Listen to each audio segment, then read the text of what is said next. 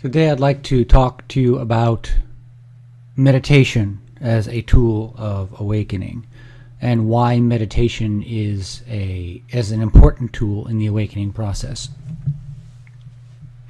Now there are many tools, many valid tools of awakening, and the tools that an individual uses will vary from individual to individual, which is to say not everybody will make use of prayer. Not everybody will make use of what would normally be described as mindfulness meditation, or not everybody will make use of psychedelics or that sort of thing.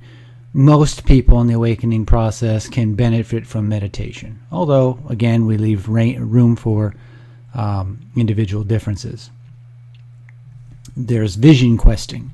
Vision questing is sitting alone in a specified area out in the middle of the wilderness for a period of days with no food and little or no water. We could describe that as the sledgehammer. My Vision Quest teacher described it as the sledgehammer of spiritual awakening. That's not something that everybody wants to do, although it's probably something that everybody ought to do at some point in their lives. In fact, it was something that everybody did do from every culture around the earth. Vision questing, or a variant, I mean, I called it that, but a period of time alone in a cave or in the forest or in the desert without food or water, or with no food and a little water, or that sort of thing. Usually about the time of puberty, begins at about the time of puberty. That was a common thing. So at one point, that was just considered a normal rite of passage into adulthood. I can't understate the value of a vision quest, but I'll talk about vision questing in another video. For now, I would like to talk about meditation, because this meditation is something that one can begin with in their daily life right now. At first, for the purpose of this video, I'm not concerned with the specific type of meditation that you take part in, although the less formal, the better. Passive types of meditation, which are like guided meditations, will be less useful. They're great for stress relief, but they don't really bring out the aspects of awareness that are necessary for self-actualization, which is something that is coming from within into the world. They're passive.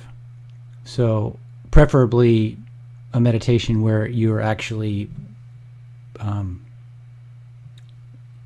you have to create the meditation environment within your own body. What is the reason why meditation is so very, very important for the awakening process is that through the meditation process, several things occur. First is you're going to suffer from your thoughts. You're going to see your thoughts. Normally in our daily life, we spend our entire life, or spend our entire time, busying ourselves and avoiding moments of silence. And a meditation time is going to front and center those rambling thoughts. And if you had to sit with those rambling thoughts for hours on end, you'd start to realize how truly insane that mental space, that inner space is. That's not to say you're insane, but you might interpret it that way at the time. This is, again, goes back to vision questing, where you can't avoid it. But meditation is sort of like a mini vision quest.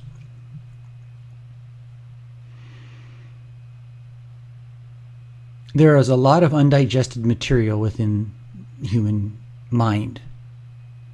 And having that time to actually be with the thoughts and be with the emotions is very, very important. And in this sense, that we would call that mindfulness meditation. Early on, that's a great way to go. Later on, if I get the time to teach some sort of seminar, meditation as I teach it is quite different. If you read The Unbound Soul, or even better, Insperience is a book that's completely about meditation, you will quickly see how vastly different it is from standard forms or other forms of meditation. It comes from the warrior perspective, which means it has to be functional in your life in this moment right now. Fully functional. In fact, it has to make you more functional. Normally, meditation is passive in a sense, so that during meditation we can't be active. So the form of meditation that I teach is different in that sense. But for now, early on in the process, we just need to actually get a fairly accurate assessment of what is going on within the mind, within the emotions. So just setting aside a certain amount of time every day, you make a goal to set, even if it's just 10 minutes. I don't recommend making a goal of setting aside an hour every day to do meditation if you're actually not going to do that. Most people could do 10 minutes. So you set aside that 10 minutes where you're going to sit, no TVs, no nothing, on your own. I sit, and the only goal for this meditation is to calm, and also observe the thoughts and emotions that arise, and calm still further. And this will start to add a little context, a little perspective to your life, and an important pause between the noise of typical life activity. It is essential. If you need to go out and sit in front of a river or something like that, that's okay. And it sounds ideal, but I would actually recommend that you start to develop the capacity to gain the benefit of this nature. This is a river. Listen to it. You don't need to go out to that river. Well, it's not wrong, but if you're addicted to, and you can only find silence when you're sitting in front of the river, in your daily life, that's completely impractical unless you live right next to a river. So what we want to do is to turn our awareness to this thing, to the human body, which is an expression of Earth. It is nature. It is every bit an ecosystem as the nature outdoors. And what we want to do is become aware of that and allow the beneficial energies of nature that are within the body to stream into our awareness. And that has a balancing effect. This form of meditation that I'm talking about is very simple. It's very subtle. So all you're going to do, you're going to set aside your, say, 10 minutes per day. Go somewhere, maybe your bedroom, or someplace that you are not going to be disturbed. Sit down comfortably. You don't need to take any specific pose. You just need to be comfortable. A relatively relaxed but straight spine is probably a good idea so you don't get aches and pains. If you need to sit in a chair, that's fine. If you need to stretch in this process, that's okay too. Just keep your mind on the meditation while stretching. Initially, you'll take a couple deep, calming breaths and allow the body to settle. And then just keep allowing the body to settle a little bit more, a little bit calmer, a little bit quieter. The goal isn't to fight our thoughts here. We'll notice them as they arise. We'll notice emotions as they arise. And we'll calm still further. Set a timer so you don't have to think about the time. And when the timer goes off, you're done. You're not going to stay longer than the timer. And you're not going to stay less than the timer. Even if that 10 minutes seems torturous and the body's anxious and it's trying to move, keep it there. Even if at the end of it you think, I didn't get any meditating done, stay there. So that you're training the body to know that it can't escape it. Once you've decided to do it, you're going to be there, and that it can't escape it. Because that's what it's going to try and do. The emotions, the thoughts, and all that don't want to be seen. This creates a discomfort, and that discomfort is something that the body needs to acclimate to. It needs to calm in the presence of it, so that it's less discomforting, so that the body, the mind, your awareness is not perturbed by that which normally disturbs others. We're able to be calm in the storm. It's like the eye of the hurricane. The world is out of control, but this place is clear. For that 10 minutes, we're working toward that. Soften the goal. We're not forcing that. We're not expecting that. We're softening, quieting, slowing down for now, slowing down. 10 minutes. One of the things that I find very, very beneficial in this process of meditation, this is not any formal meditation, it's just a very simple thing. And this is not what I normally teach in terms of meditation, but what I normally teach is coming from such a different perspective that it's not something that I can easily do in one short video. So it's something that I really need to set aside a couple of days to do a proper meditation retreat or seminar or something, so people really get it. I write, another way to do it is to read Experience Meditation Unbound. A good introduction is also found in The Unbound Soul. These are my books that are great places to start.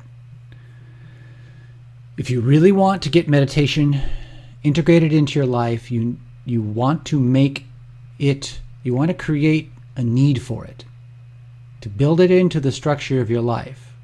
So the way that I do it, I teach meditation classes. I've got to go. I've got to teach. I got to show up. I'm teaching the darn thing, right? My students find that if they come to the meditation classes, they can keep the momentum going between classes.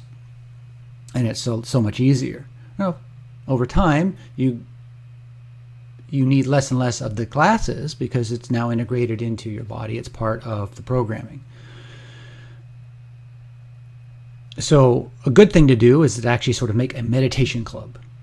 You just invite some friends over on a Tuesday night at 6 o'clock after dinner or whatever, and you're there for 30 minutes and you meditate and you have a little tea together, and then after the meditation you chat or whatever, and just enjoy a little time together, and it's done, that sort of thing. It will ensure that you're doing it. At least once a week is essential. At least. Now, when I say that, most people will do it at least once a week. Ideally once a day. Of course, I would say once an hour, but I would say every moment.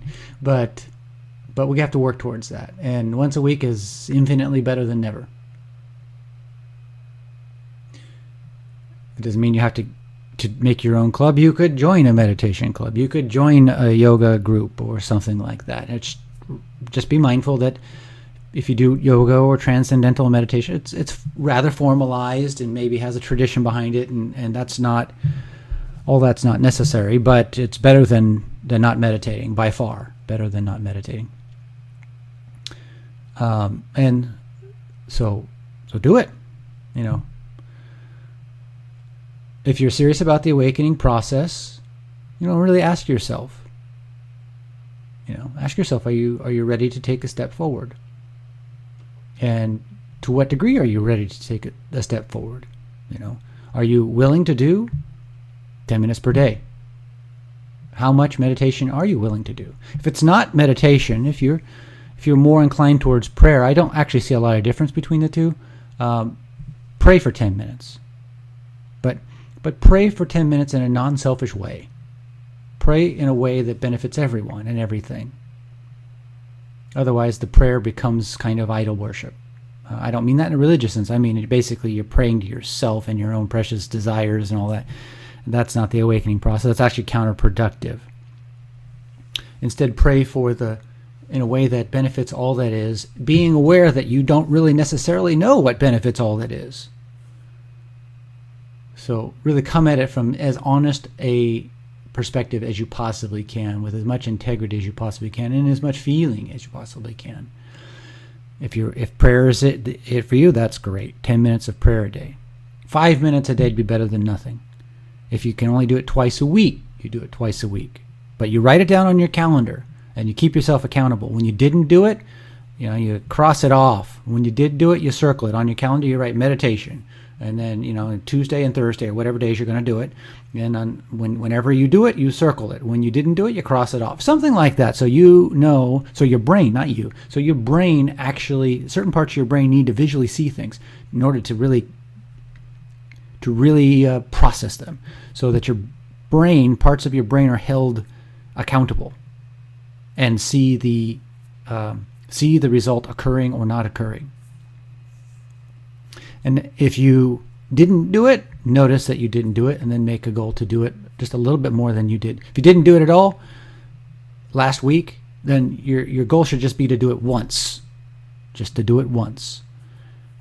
If your goal was to do it 10 times and you failed to do it, 10 times, but you got 3 done, 3 is a hell of a lot better than never doing it. So you don't have to be down on yourself about that. The next time you think, okay, well, I didn't do 10, but I got 3 done, so I'll see if I can do 3 again. Or maybe I'll do 4, right? And you decide, and you make an aim, and then you see to what degree that your body actually and your experience aligns with that aim. And part of the awakening process is when goals and follow-through come together, there's an alignment. And the nervous system responds to that alignment. And there becomes an integration of the human being more and more. So if we're making goals, extreme goals that sound great, but we're not following through at all, that actually can be counterproductive. We want to make goals that we can follow through on, and then progressively press those goals forward little by little. And so what ends up happening is the level of goals increasing as well as the alignment is coming in. We want that balance.